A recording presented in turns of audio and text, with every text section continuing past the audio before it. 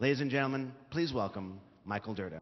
Before I begin talking about housekeeping, and I was asked to come here to essentially give an introduction to the book to help launch the program here in Kansas City, I did want to say a little bit about my own books. Rainy Day Books have been kind enough to bring over copies. They must have a couple of dozen of there, and they really shouldn't have to take them home in the bad weather. There might be rain.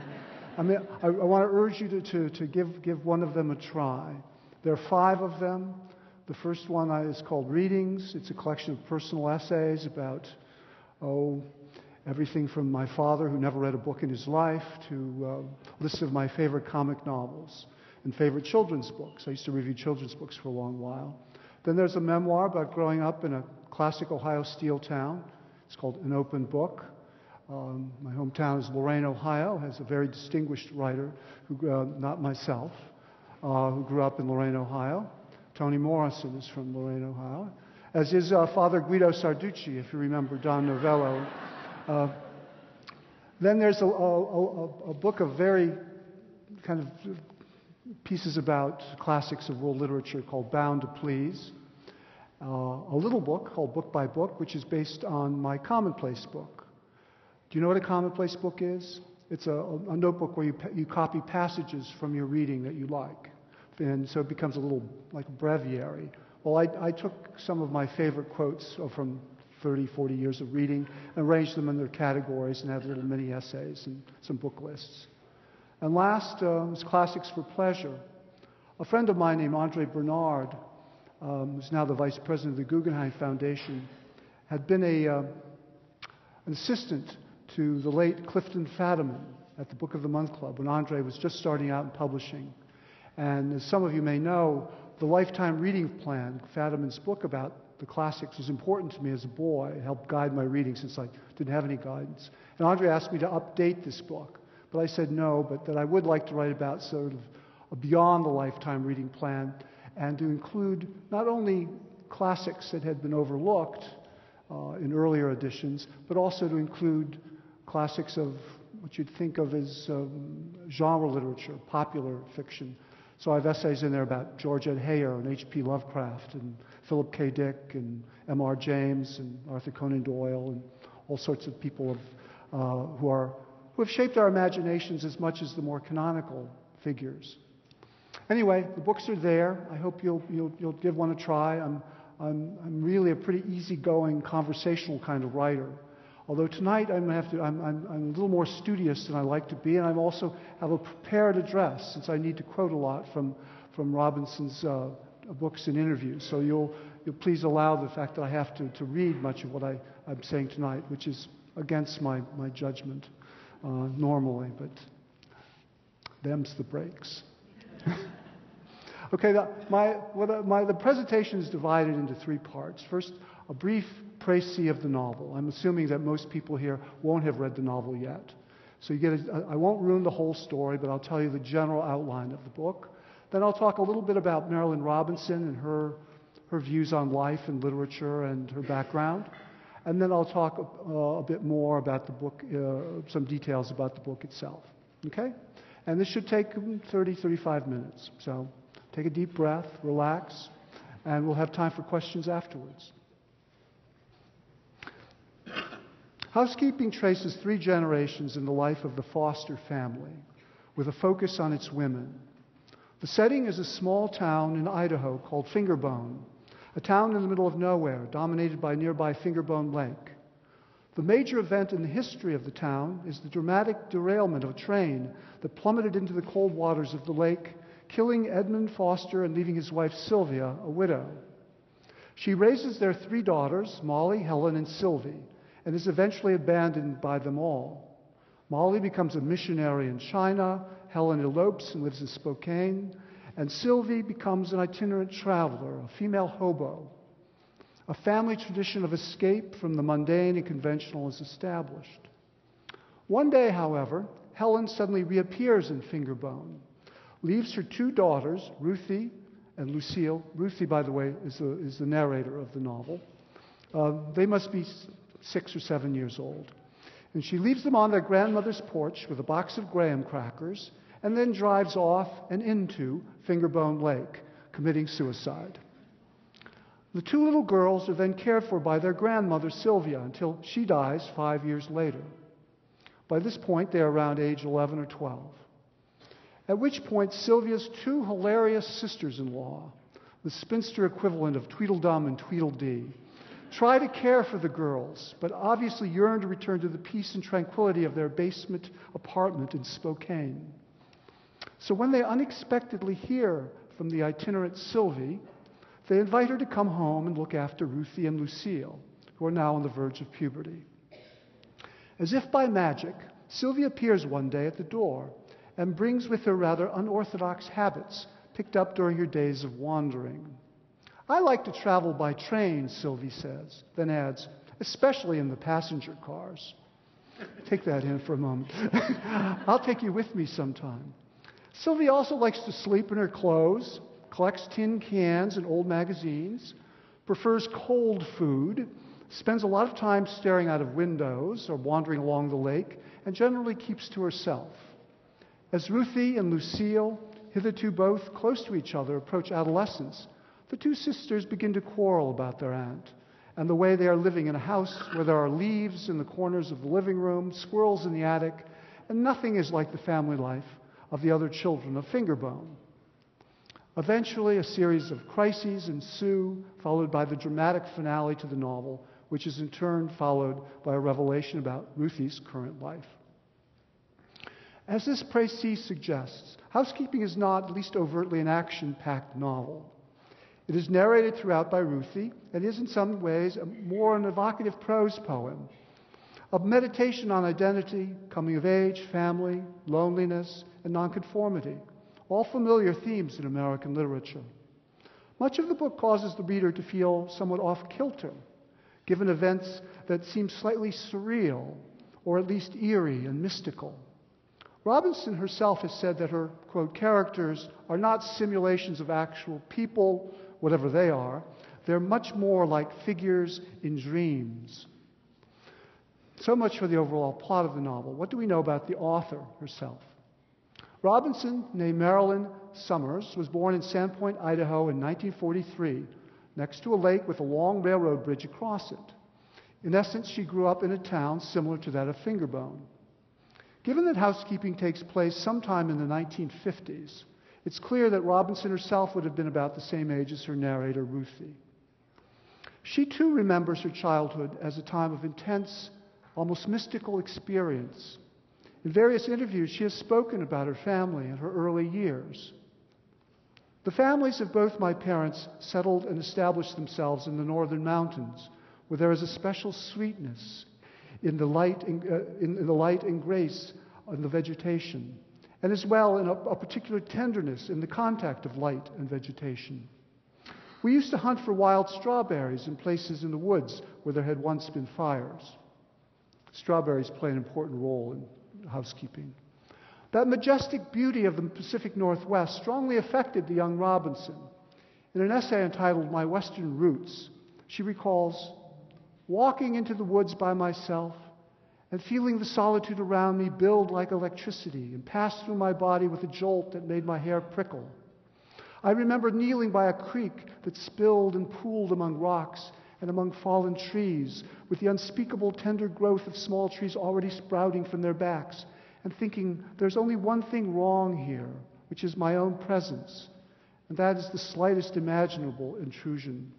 Feeling that my solitude, my loneliness, made me almost acceptable in so sacred a place." She goes on to add, "I remember exasperating the kindly intentions of elders with moodiness and weepiness I could not explain. I do not remember childhood as happy, but as filled and overfilled with an intensity of experience that made happiness a matter of little interest." As these passages hint, Robinson is very proud of her Western heritage. She said that one reason she began Housekeeping was to celebrate the landscape of the West. She explains, "I started writing fiction at an Eastern college partly in hopes of making my friends there understand how rich and powerful a presence a place can be which, to their eyes, is forbidding and marginal, without population or history, without culture in any form recognizable to them. All love is in great part affliction. My bond with my native landscape was an unnameable yearning, to be at home in it, to be chastened and acceptable, to be present in it as if I were not present at all. She saw the rugged landscape of Idaho as almost holy, and the equally rugged people who lived there, she says, were silent and severe and at their ease with solitude and difficulty. I meant to be like them.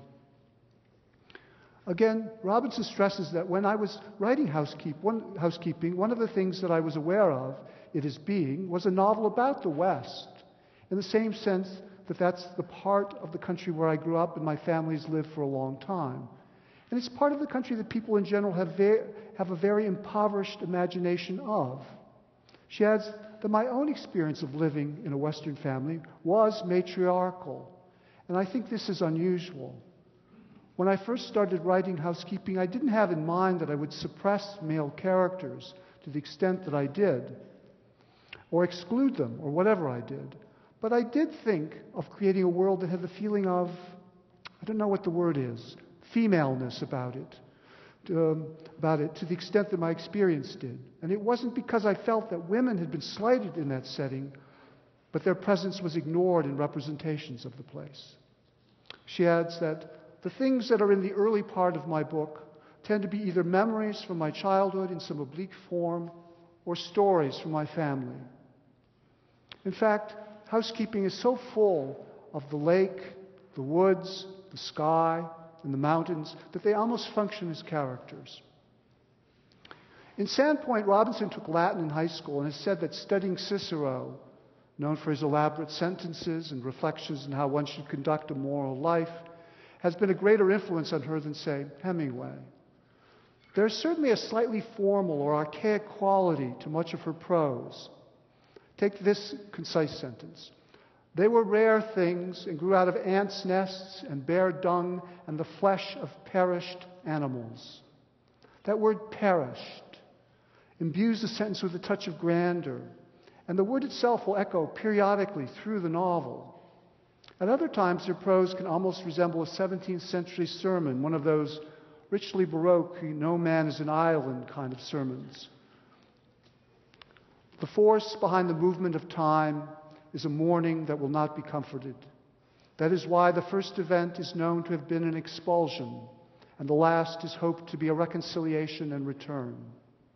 So memory pulls us forward, so prophecy is only brilliant memory.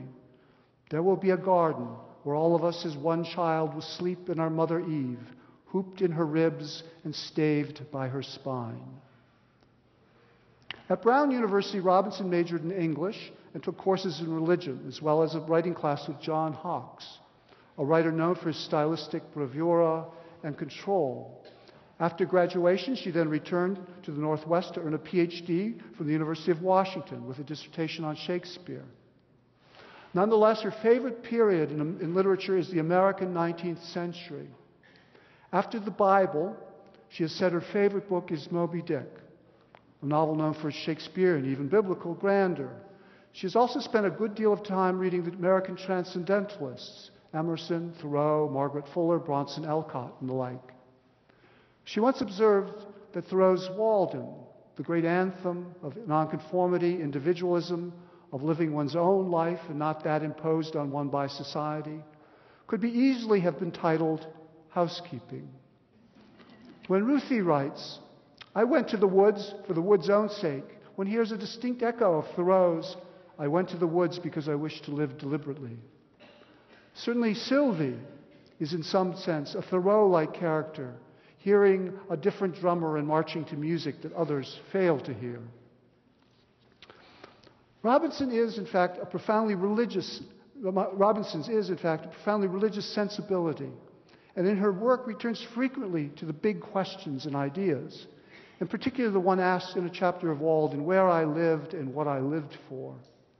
In recent years, she has made an intense study of John Calvin, finding him a far more humanistic thinker than is commonly imagined. She even became a deacon of her local congregational church in Iowa, where she teaches writing at the University of Iowa.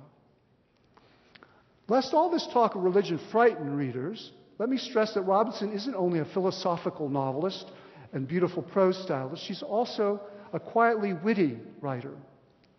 She feels with a kind of Chestertonian conviction that life should be enjoyed and that there's not enough humor in our modern harried existences. We're all too sad and stressed. She's not laugh out loud funny exactly, but consider the sassy rhythm and diction of the following paragraph. The people of Fingerbone and its environs were very much given to murder. And it seemed that for every pitiable crime there was an appalling accident. What with the lake and the railroads, and what with blizzards and floods and barn fires and forest fires, and the general availability of shotguns and bear traps and homemade liquor and dynamite, what with the prevalence of loneliness and religion and the rages and ecstasies they induce, and the closeness of families, violence was inevitable. In Housekeeping, the two great comic characters are the elderly sisters, Nona and Lily, who are constantly a twitter and afraid, always answering the other's thought in rapid dialogue that goes back and forth in what rhetoricians call stichomathea. Here's a brief example of the two sisters trying to figure out who else might care for Ruthie and Lucille so they can go back home. That Lottie Donahue could help. Her children are all right. I met the son once. Yes, so you'd said. He had an odd look, always blinking. His nails were chewed down past the quick. Oh, I remember. He was awaiting trial for something. I don't remember just what. His mother never said. Someone filled the teapot. Robinson was married with two sons when she wrote Housekeeping, much of it surprisingly while in France. She was then a visiting professor in 1978-79 at the Université de Haute-Bretagne in Rennes. When the novel appeared in 1980, she was already in her late 30s. The book is thus the product of a mature woman who has experienced being a daughter, wife, and mother. And later, alas, a divorcee. She and her husband separated in the late 1990s. Despite the critical esteem and awards Robinson garnered for Housekeeping, she waited 24 years before producing her second novel, Gilead, which won the Pulitzer Prize. In its pages, an elderly and dying minister writes a letter to his 7-year-old son describing his own life and that of his father and grandfather, all three men exemplifying different aspects of a religious vocation. While Housekeeping is very much dominated by women, Gilead is by contrast dominated by men. Robinson's most recent novel, Home, explores further the lives of some of the characters in Gilead and is in part a meditation on the biblical theme of the prodigal son. Home is thus about return and settling down, even as Housekeeping is ultimately about escape and moving on. Robinson isn't only a novelist. Her nonfiction might be generally described as a moral critique of modern society. In Motherland, she assails a culture that would allow the pollution of the Irish Sea by a nuclear plant in England. She even attacked Greenpeace as being complicit. In The Death of Adam, a collection of essays, she berates our modern American culture as being frivolous and focused on the trivial, having forgotten or rejected the humanist ideal of caring about the cultivation of the spirit. Robinson can be a hellfire essayist, as when she assails materialist success. Success, that object of derision in every wisdom literature ever penned, not more dignified now that it is so very slackly bound to real attainment, not more beautiful now for that its appurtenances generally amount to a higher tawdriness. Knowing this, we nevertheless make it stand in the place of worth. Among us, a pedestal one day is a pillory the next, because we fawn on people who would have been fortunate, in some cases grateful, simply to have escaped notice.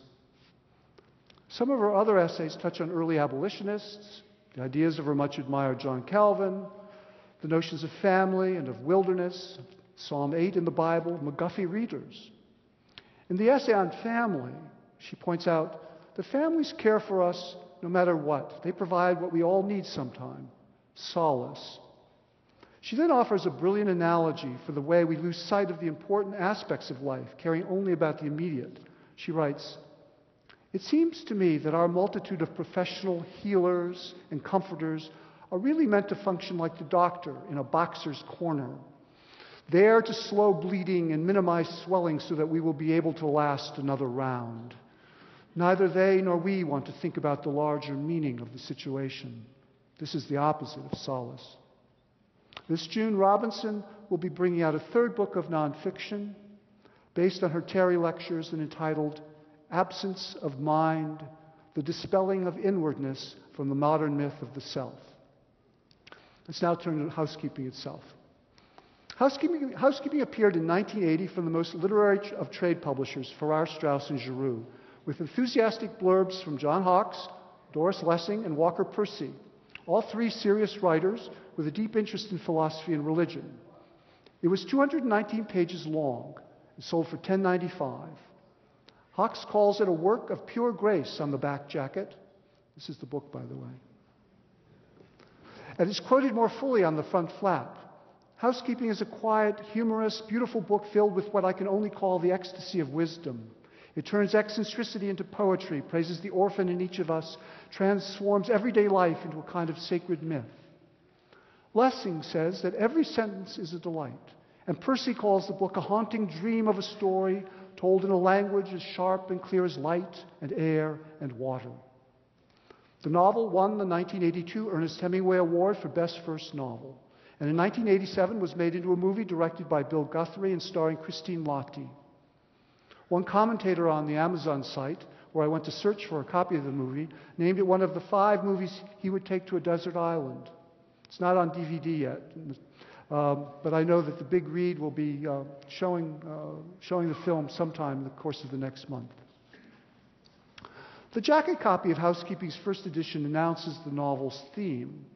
The book is about the effort to keep house, to keep anything at all in a landscape and a community where nothing seems to persist except memory. It closes by saying that housekeeping moves beyond the conventions of realism while rendering in memorable detail the ceremonies through which the life of a household is sustained and the forces of nature by which it is eroded. What then is the meaning in this book of the word housekeeping? On a superficial level, it is simply keeping a house neat and tidy, with the dishes washed, the clothes folded, order maintained, and everything in its place. Metaphorically, it is a system of keeping disorder at bay, imposing a kind of civilization amidst the wildness of nature. The house is then a clean, well-lighted place of refuge from the darkness and chaos outside. When Sylvie comes, however, all these commonplaces of normal housekeeping will be violated. Order, after all, implies restriction and limits. But Sylvie has spent her adult life unconcerned with social status or public opinion of any kind, or any kind of convention. Even while growing up, we are told, there was no vanity in her. She's thus a free spirit, but also a kind of holy fool, a kind of female St. Francis. She opens the house to the air, keeps it dark at night to be at one with the night, allows detritus to accumulate in every room. Thus, finally, did our house become attuned to the orchard and to the particularities of weather, even in the first days of Sylvie's housekeeping. Thus did she begin by littles, and perhaps unawares, to ready it for wasps and bats and barn swallows. Later, Ruthie adds that Sylvie preferred the house to be sunk in the very element it was meant to exclude. She notes that when she and Lucille come home in the evening, we stepped through the door from sheer night to sheer night. As I've already indicated, the most immediate pleasure in the novel lies in its style. The sentences are serene, gravely musical, quietly serious, without being pompous. In the first 2/3 of the novel, the prose is usually sharp and realistic. Toward the end, passages occasionally become high-flown and metaphysical. But Robinson always keeps those touches of humor, those odd expressions she likes, to counterpoint too much earnestness. Quote, when after almost 5 years, my grandmother one winter morning eschewed awakening, she died, Lily and Nona were fetched from Spokane and took up housekeeping in Fingerbone, just as my mother had wished.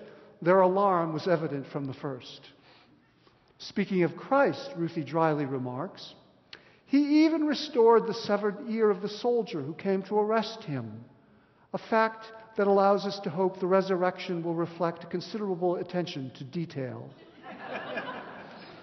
Such sentences point to my most important tip in approaching housekeeping. Read the book slowly. Savor the sentences. Move your lips or sound the words in your mind. Admire Robinson's control of her syntax and diction.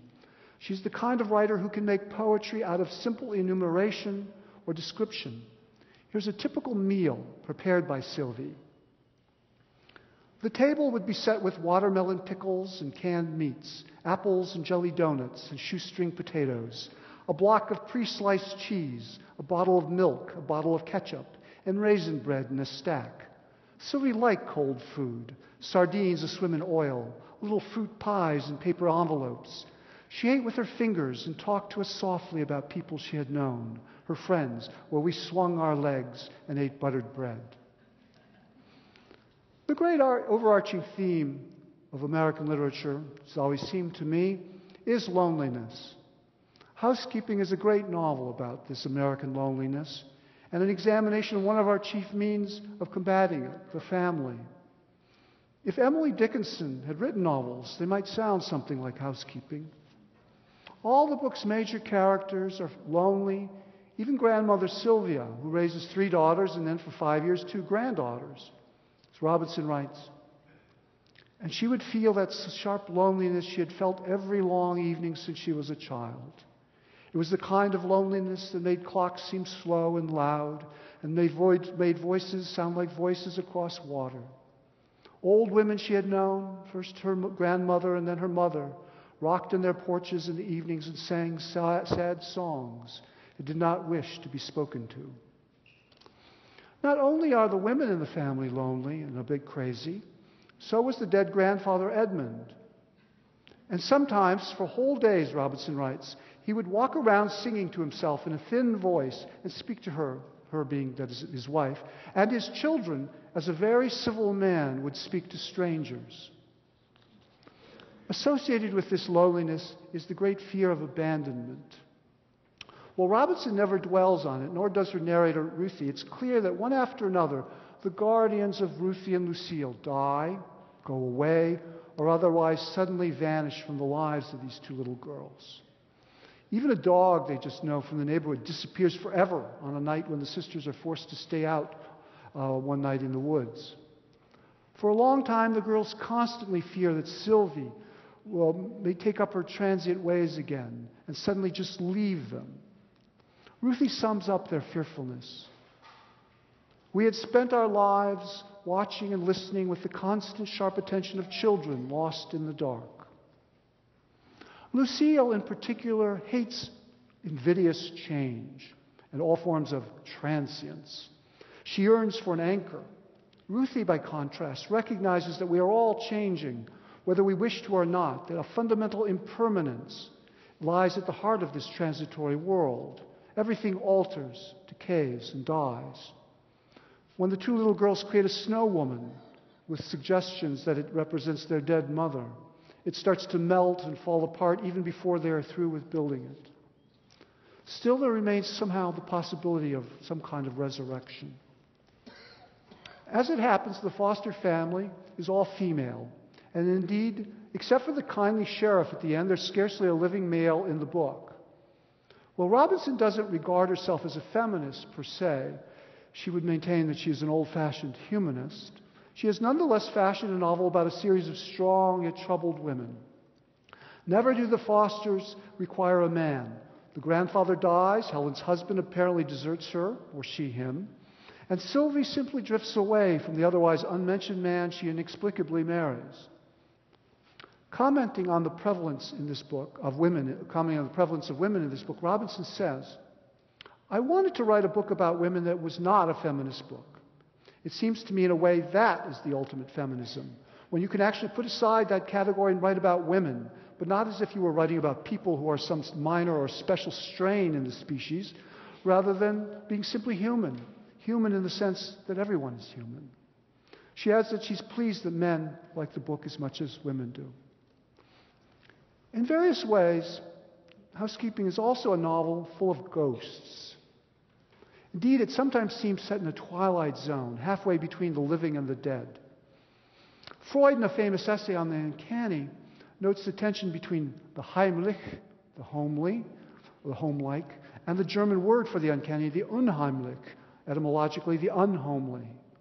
Our greatest fears are linked to the home and the family. In housekeeping, the boundaries between the real and the imagined, the quotidian and the dreamlike blur. Memory of the past haunts the present. The very word ghost appears frequently, and characters feel that they move in and out of a spectral landscape. The lake is full of the dead who will one day rise up from its depths. There's talk of ghostly children on the roadway, and later of shy, ghostly children in the woods, rather like those in Kipling's story, They. I don't think it's accident that the girls refer to reading Kipling quite a few times in the book. In some ways, the characters themselves seem oddly fluid in their appearance and identity. Lucille says that Ruthie grows to resemble Sylvie. Well, to Ruthie herself, Sylvie has the same structure of cheek and chin and texture of hair as her dead mother. Eventually, Ruthie tells us, Sylvie began to blur the memory of my mother and then to displace it. As the protagonist of Gilead says, we live in the ruins of the lives of other generations. At times, Fingerbone itself seems to be a world turned upside down, where things are not as they should be. A train runs into the lake. A lake takes over a house. There's a couch and a refrigerator in the front yard and leaves inside the living room. At one point, there are even chickens roosting in the telephone poles and dogs swimming in the streets. Sometimes Ruthie actually refers to ordinary people and conventional society as the other world, as when she writes, in spring I had begun to sense that Lucille's loyalties were with the other world. In which world is she then, living now? When Ruthie and Sylvie row a stolen canoe across the lake to a kind of crystalline realm, likened to paradise, the language soars into ecstatic vision. The trees are covered with ice, and there are supposed to be these shy, ghostly children around. This is how Ruthie describes the scene. Imagine a Carthage sown with salt, and all the sowers gone, and the seeds lain however long in the earth, till there rose finally in vegetable profusion leaves and trees of rime and brine. What flowering would there be in such a garden? Light would force each salt calyx to open in prisms, and to fruit heavily with bright globes of water. Peaches and grapes are little more than that. And where the world was salt, there would be greater need for slaking. For need can blossom into all the compensations it requires. To crave and to have are as like as a thing and its shadow. For when does a berry break upon the tongue as sweetly as when one longs to taste it? And when is the taste refracted into so many hues and savors of ripeness and earth? And when do our senses know anything so utterly as when we lack it? And here again is a foreshadowing. The world will be made whole. For to wish for a hand on one's hair is all but to feel it. So whatever we may lose, very craving gives it back to us again. Though we dream and hardly know it, longing, like an angel, fosters us, smooths our hair, and brings us wild strawberries. Note those leitmotif words at the end of the passage. Longing, fosters, the desire for a touch, the wild strawberries, all the religious imagery of that passage. Strawberries, as I said, recur frequently in the book, usually as a sign of oneness with nature. Just before Helen's suicide, some boys observe her, and they said she was gazing at the lake and eating wild strawberries, which were prodigiously large and abundant that year. So pay attention to repeated words when you read the book. As with nearly all fiction, the names in Housekeeping are full of significance. The family name is Foster, with its various ambiguities. Foster means to protect and encourage, but it also means care by outsiders when the family is inadequate. Sylvie's married name is Fisher. It lends itself to the novel's fishing imagery. The girls catch and cook perch when out in the woods, for instance, and Ruthie has a vision of her Aunt Molly being a fisher of men and scooping the dead members of the family out of the lake. The name Ruth itself recalls the story of Ruth and Naomi in the Bible. It's no accident. The most famous sentences in that story are when Ruth tells an older female relative, her mother-in-law Naomi, "Whither thou goest, I shall go." Throughout, though, Ruth is always called Ruthie, except for the first sentence. Significantly, Aunt Sylvie is actually named Sylvia in the first sentence, like her mother. But she is the only other character given a diminutive nickname, thus reinforcing the kinship, the likeness between the younger and older woman. Sylvie is in itself an unusual name in English, but not in French.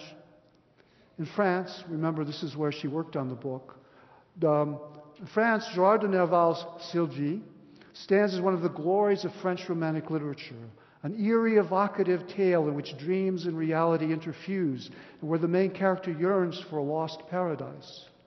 There is, to my mind, something of a common quality or tone to Nerval's story in Housekeeping. I also think that the slightly disaffected voice of Ruthie calls to mind that of the main character in an even more unsettling novel about a dysfunctional family and difficulties with conventional society.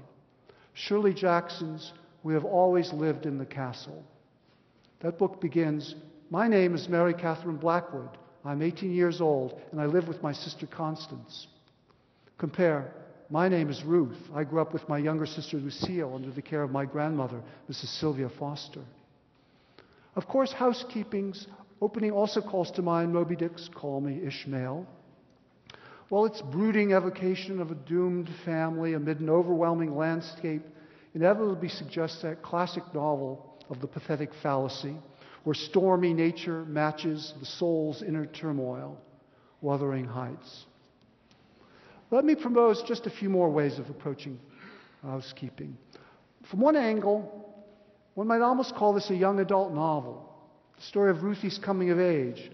Like any teenager, she writes, "I hated waiting. If I had one particular complaint, it was that my life seemed to compose entirely of expectation. I expected an arrival, an explanation, an apology." Indeed, when I think of Housekeeping as one of those modern YA novels about the disturbed heroine with a dysfunctional family, there are lots of these books. In terms of its narration, Housekeeping is to some degree a trick story, as there is information about Ruthie that we don't know until the very end, though there are hints of what is to come, especially in the last quarter of the book. But then details, as all writers know, bring life to prose and add to its texture. Consider, for example, the many songs or poems alluded to in Housekeeping. Robin Adair, Goodnight Irene, What'll I Do When You Are Away, Dickinson's poem, I Heard a Bee Buzz When I Died. Nearly all of them deal with separation, yearning for a lost love, death. Throughout the novel, there are repeated images of homes that have collapsed or been destroyed. Another motif is that of the lonely outsider in the dark, looking into the lighted windows of houses or trains. Early on, the girls play Monopoly, but Sylvie prefers solitaire. Lucille reads the bestseller of the time called Not as a Stranger. There's much talk near the end of Cain, who after the death of Abel became a wanderer on the earth, shunned by other people. Surprisingly, though, there are no villains in Housekeeping, and everyone tries to do what he or she thinks is best for Ruthie and Lucille. But the book does ask us to re-examine all our accepted values. In a key scene, Sylvie has laid out one of her meals in the kitchen by moonlight, and the whole moment seems slightly magical. But then Lucille impulsively switches on the light and sees the disorder, the piles of dirty dishes, the broken cupboard doors. When Lucille starts to drift away from Sylvie and her sister, it's because she wants to make something of herself. To become like other girls in town. In fact, she's ambitious, tries to sew her own clothes, hopes to live in Boston someday. We should approve her gumption and drive, but surprisingly we don't. She seems to be surrendering to the ordinary as she wants to hang out with the in-crowd of girls at school. Instead of Sylvie as her foster mother, she prefers her teacher, Miss Royce. And what does Miss Royce teach? Home economics. Throughout, though, the reader's sympathies remain with the abandoned Sylvie and Ruthie. And yet Sylvie is eccentric, to say the least, and quite possibly crazy. The dogs bark at her in the street when she halts, as they do to Richard III in Shakespeare. She might even be regarded as corrupting minors, and certainly the townspeople recognize that she's hardly an attentive guardian. But so strong is the value that we Americans bring to individuality and nonconformity, we can't help but see Sylvie as a heroic figure. As I said earlier, half holy fool and half Thoreau. When Robinson imagines an elegant Lucille in a Boston restaurant, seemingly successful and accomplished, she adds that nonetheless, the woman's deepest soul still yearns for her sister and Sylvie. As Ruthie says, it is a terrible thing to break up a family. If you understand that, you will understand everything that follows. Of Ruthie's own strange, but not so strange, final destiny, Robin speaks of competing pressures on the girl. Does Ruthie make the right choice in the end? This might be a good topic for a book club discussion. There is no question, observes Robinson in an interview, that Ruth's logic is under pressure. There are things that she wishes to reconcile herself to that are bitterly difficult for her to do. At the same time, she's speaking from an old tradition of an attempt to establish an equilibrium, or to establish a sort of freedom through enunciation of the world, in effect. It's what every prophet of the Bible does. It's the monastic tradition. If you want to go outside this culture, it's what Buddhist monks do. Still, before the climax of the novel, the good people of Fingerbone hope and try, by their own lights, to rescue Ruthie. For if Fingerbone was remarkable for anything besides loneliness and murder, it was for religious zeal of the purest and rarest kind. There were, in fact, several churches whose visions of sin and salvation were so ecstatic and so nearly identical that the superiority of one church over another could be argued only in terms of good works. And the obligation to perform these works rested squarely with the women, since salvation was universally considered to be much more becoming in women than in men.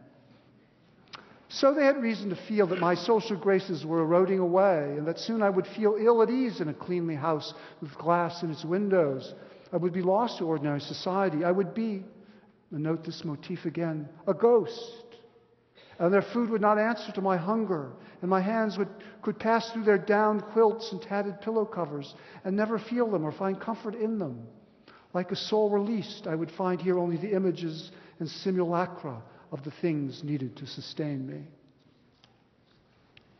Well, I've given what I hope are some useful tips or hints to reading and appreciating housekeeping. What truly matters isn't anything I've mentioned here. What matters is one's own experience of the book, one of the most original and haunting novels of our time. Among the signs that a book may last, that it may be an enduring masterpiece, is just the quality so powerful in housekeeping. Its strangeness.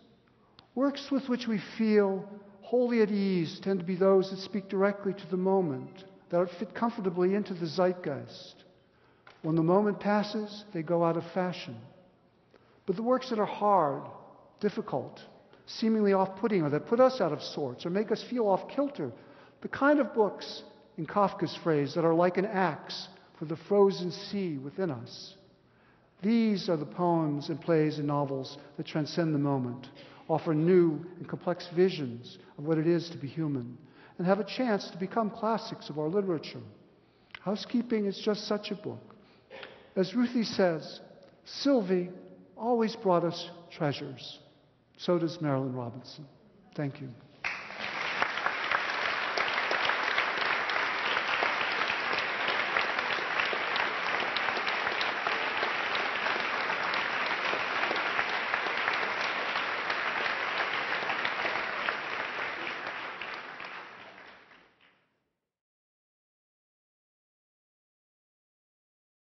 Someone here in the middle, the lone questioner.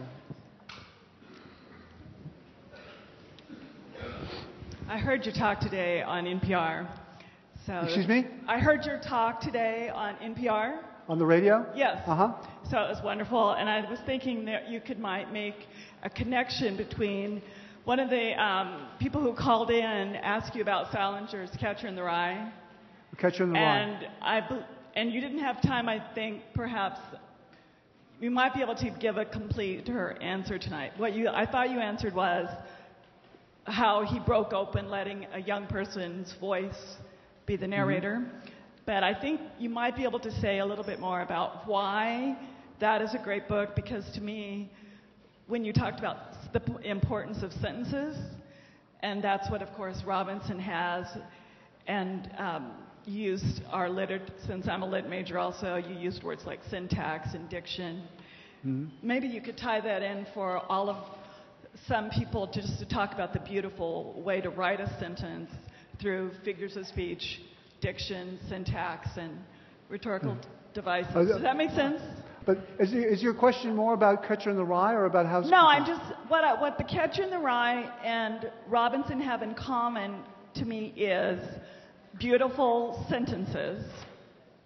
Yeah. And could you comment on, as a great reader of sentences, what is a great sentence to you? What is a great sentence? Yeah. How are those composed? Well, I mean, there are all sorts of ways of writing a sentence. It's, just as there are many ways of telling stories and poems, and there's no real way to define what a great sentence is. Things are in context. There are, we have any number of great sentences in the Bible or in many writers. I've tried to quote some tonight from Robinson that I thought were particularly beautiful. That great passage where she describes the crystalline grove that that Ruthie and Sylvie go into, where you have the real beauty of the language. I think there's a quality to great sentences in having unexpected diction. Diction being word choice, not pronunciation. That is when things are not quite what you expect to hear, but they surprise you and they suddenly seem exactly right. And that's, that really is what makes a beautiful sentence. And I mean, there are any number of them. You can, starting from Lolita, light of my life, fire of my loins, my sin, my soul. Those are great sentences too. But Call Me Ishmael is a great beginning. And so we beat on boats against the current, borne back ceaselessly into the past. I left out part, but the end of Great Gatsby. So I can't really define a great sentence, but as they say with pornography, I know it when I see it. Are there other questions? Dr. Derda, it's a pleasure. I think Doris Lessig said when she read the housekeeping, she began and wound up reading very slowly, and then even more slow than that, she said.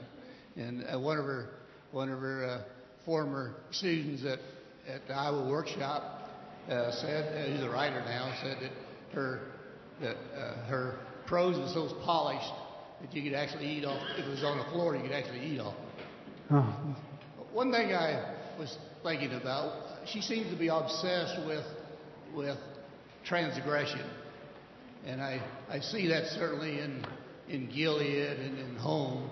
And for that reason, I see a tie to Hawthorne, and for that matter,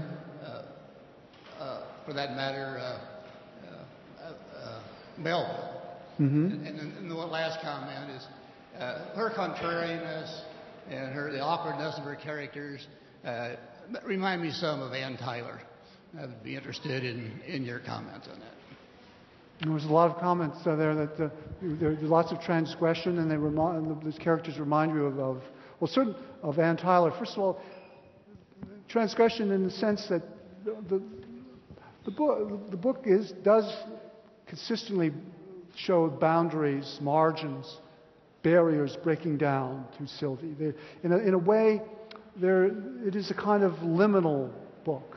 Liminal is a word that anthropologists use to talking about being on the threshold. When you go through a rite of passage, before you're a young man, afterwards you're an adult, or a young woman and an adult. What state are you in between? when you're in the middle of the passage from one to the other. That's a liminal period. And this book is filled with this sense of liminality, of passages from one realm to another, from the realm of the living to the dead, of growing up, of various aspects of nature invading civilized life and the like. So that she is examining, I think, this kind of return to some kind of almost primitive world of paradise where things might start again. There might be a kind of resurrection. But these are fairly high-flown ideas, I think.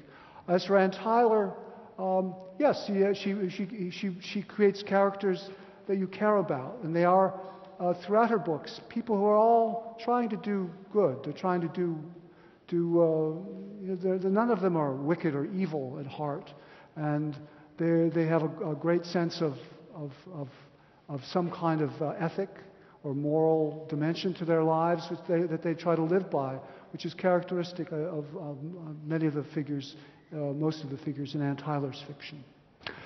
The question is, why did she wait 24 years to write a second novel? I don't know. I mean, I can answer it plain and simple. It did seem that she was going to be someone who wrote one novel. There are writers like that. We think of, for essentially Ralph Ellison, for example, or Harper Lee, To Kill a Mockingbird, Invisible Man. And generally these are because the initial books draw heavily on childhood and autobiography and are basically the one story that everybody has to tell. So that when a novelist exhausts that material of childhood, he or she has to go on to something else. And there is a slight switch in character. Gilead is a much more a book focused on religious themes in a more overt way, and racial themes and history that a slightly different texture from housekeeping.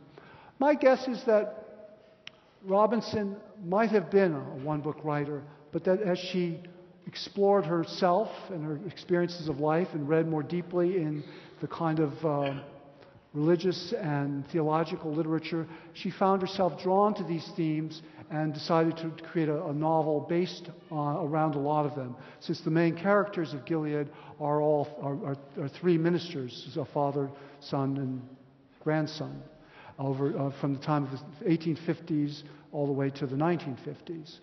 And how old was she when she wrote Housekeeping? 38. Well, 38 when it came out. So she would have been in her 30s at some point. Yes? I read that you chaired the Pulitzer Prize committee. A couple of times, yeah. Could you tell us a little bit about the behind-the-scenes work or author of the... Well, the question is, I've chaired a couple of the Pulitzer committees for nonfiction biography, and been on others as well, as not as the chair. But what are the secrets, machinations that go on? We look in all the books that are sent for us, and the book that includes the greatest amount of cash is the one that receives the prize. No. I'm sworn to secrecy, not to reveal these secret negotiations. But basically, you get sent all the books in that category that the publishers feel have a chance of winning the prize, and you read in them or read them entirely as you narrow the field. You talk with your colleagues on the Pulitzer Committee, and then you recommend three authors, three books for the prize, and that goes to a board which then votes on any of those three. You can't rank 1, 2, 3. You just give them three, and the board of directors chooses the winner. And it's not always the winner that you quite expect. Sometimes they pick an unexpected one.